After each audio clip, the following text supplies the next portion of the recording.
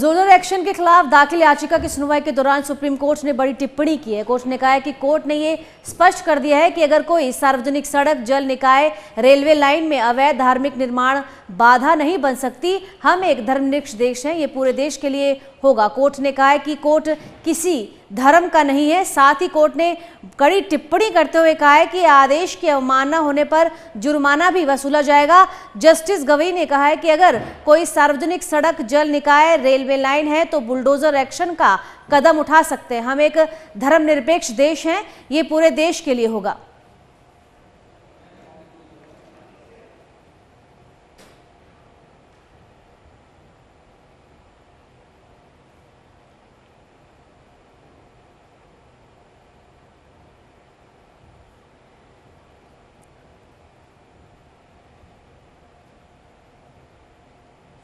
Bulldozer action के खिलाफ दाखिल याचिका की सुनवाई के दौरान सुप्रीम कोर्ट ने बड़ी टिप्पणी की है।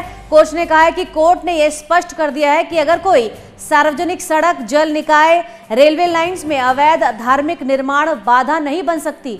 हम एक धर्मनिरपेक्ष देश हैं, ये पूरे देश के लिए होगा। कोर्ट ने कहा है कि कोर्ट किसी धर्म का नहीं है। साथ ही कोर्ट ने कड़ी टिप्पणी करते हुए कहा है कि आदेश की अवमानना होने पर जुर्माना भी वसूला जाएगा।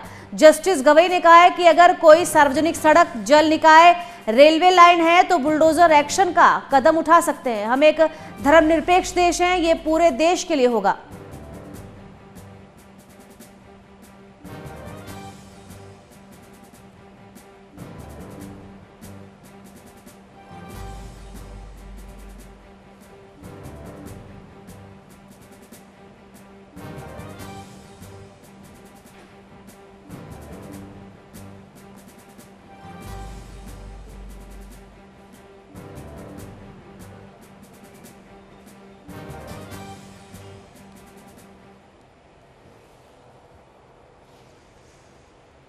हमारे साथ हमारे संवाददाता नितिन दीवान जी जुड़े हैं, जानते हैं क्या है पूरा मामला। जी नितिन जी, बताएं।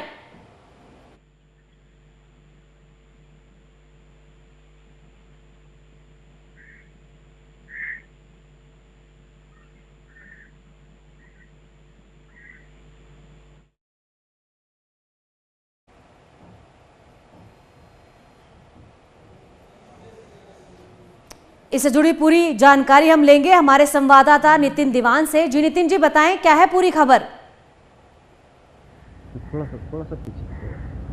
अब देखिए, जिस तरीके से बुलडोजर की कार्रवाई जो चल रही थी उस पर सुप्रीम कोर्ट में क्योंकि काफ़ी याचिकाएं लगी थी, पिछली बार जो सुनवाई हुई थी तो उस दौरान सुप्रीम कोर्ट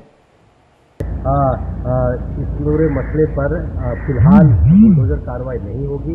हालांकि इसमें एक छूट ये दी गई थी कि जो अवैध अतिक्रमण है या फुटपाथ पर अतिक्रमण है उनको अनुमति दी गई थी, लेकिन बाकी जो जिस तरीके से हमने देखा कि उत्तर प्रदेश या बाकी जगह पर जो अपराधी जाता था तो इस पर फिलहाल रोक लगा दी। अब कोर्ट ने कहा है कि अब वो गाइडलाइंस बनाएंगे पूरे देश के लिए।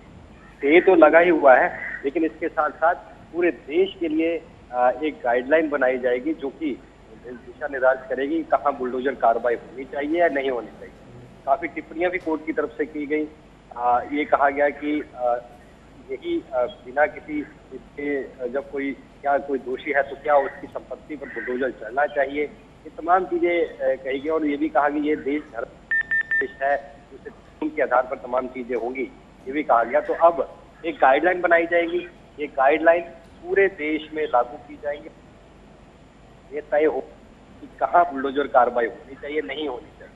क्योंकि इससे पहले हमने देखा था कि जब कोर्ट ने स्टे लगाया था तो उस पर उसके बाद ये जरूर कहा था कि जो जहाँ पर अवैध अतिक्रमण हुआ है, फुटपाथ पर हो या बाजारों में हो या सड़क पर हो, रेलवे ट्रैक के पास हो, इस पर तो चल सकता है। लेकिन जो ट्रेंड एक चलने में आया था, पहले उत्तर प्रदेश में था, उसके बाद उत्तराखंड में भी देखा हमने, और एक पहचान बन गई थी कि बुलडोजर एक्शन होना चाहिए। लोग भी मांग कर रहे थे और जब भी कोई किसी तरह की चीजें होती थी उसके बाद जो आरोपी होते थे उनके ऊपर अदालत के दोषी ठहराने से पहले ही बुलडोजर कार्रवाई उनके घर पर हो जाती है। तो इस पूरे मसले पर कोर्ट ने काफी सख्त टिप्पणी की।